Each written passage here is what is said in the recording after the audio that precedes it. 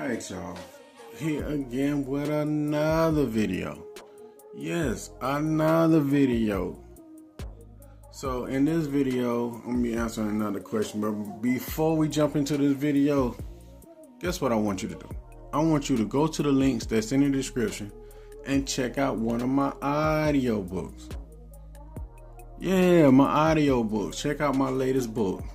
Also, if you'd like to get in contact with me, send me an email or text me on WhatsApp and we can set up a time to speak, and I might make a video for you, things of that nature. So now let's get into this video.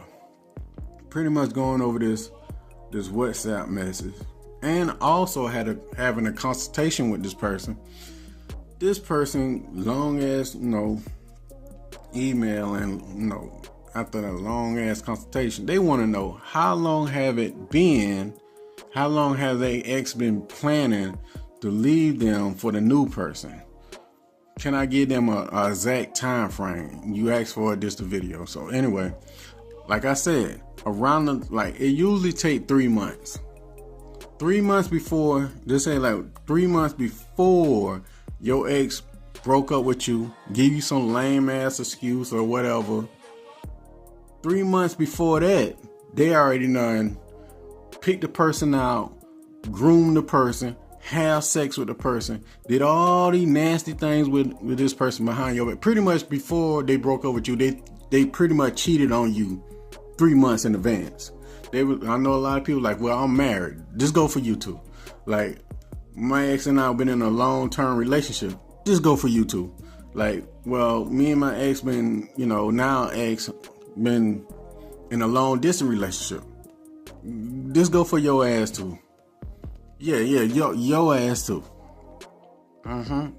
3 months before they hit, drop the bomb on you. They already did everything that you see playing out front of, all that lovey-dovey stuff they now doing. They were doing that shit 3 months before they let you know. It's not, like I said in my other videos, it's not new. It's just new to you. That's all it is. It's just new to you. See, around the 2 months mark, there was like grooming the person and, pretty much scoping out their victim. They scoping out their victim. So it's a 3 month process. Around month 2, they done groom the person. They grooming the person, seeing if that person have the qualities they can benefit from or the qualities similar to you. Yeah, similar to you. They were grooming the person, like, okay, you got a car, house, everything that you have plus more. Now, the thing is, okay, now they have the things that you have or might don't have. But at the same time, the number one thing they want to do is have power and control. They either want somebody to, they can have dominance over, or someone that can dominate them so they can avoid accountability altogether and just blame it on someone else. They want somebody they can dominate, tell them what to do, shut up, do this, do that, and all that type stuff. Or someone to dominate them so they can avoid accountability and responsibility and blame someone else and play the victim like, oh, it was out of my control. That's what they looking for. Around the 2 month mark, that's who they scoping for. That's who they hunting for.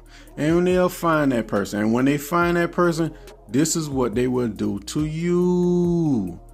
They will devalue you and undermine you, disrespect you, spit on you, just all sorts of stuff. Like, they don't want to spend time with you. They sick, headaches.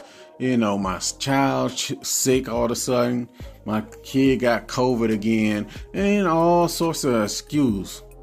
They're like, you want to go to the movies? They were like, why? Like, you want to talk about something today? I don't feel like talking. They start making all excuses.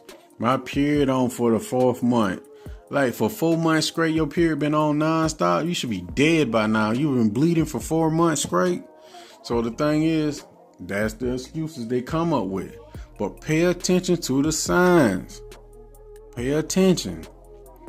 They planning it. So what you should do in the meantime, let that person have them. Don't fight to try to get them back. Don't jump through no monkey ass hoops. Don't be trying to call and get closure and all that stuff, because I understand the human brain want closure with everything. None. Your closure is they did that shit. Let a hoe be a hoe. Let them stay out there. You can't save a person who don't want to be saved, who benefits for not being saved. They enjoying what they doing. They showing you with their actions. I don't want to be with you. I want to be free. You don't fight to be in nobody's life. That shit goofy. I know the mother coach is going to tell you something that sound good, but in reality, the more you try to fight, beg, trying to come up with strategies to be in a person's life who don't want you in their life, you look weak. You look pathetic. They going to look at you like, well, you don't know. I'm showing you with my actions I don't want to be with you. Why don't you give up and leave? And once you give up and leave, that's when they respect you. The key is to do the opposite.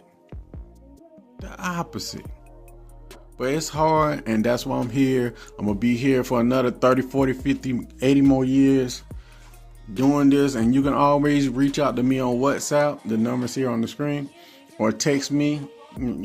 Text me on WhatsApp.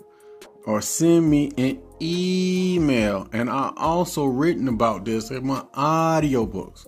And I'll be here for you whenever you need me. Peace. But before that, mind your business, stay prayed up, and watch out for one another. Now, peace.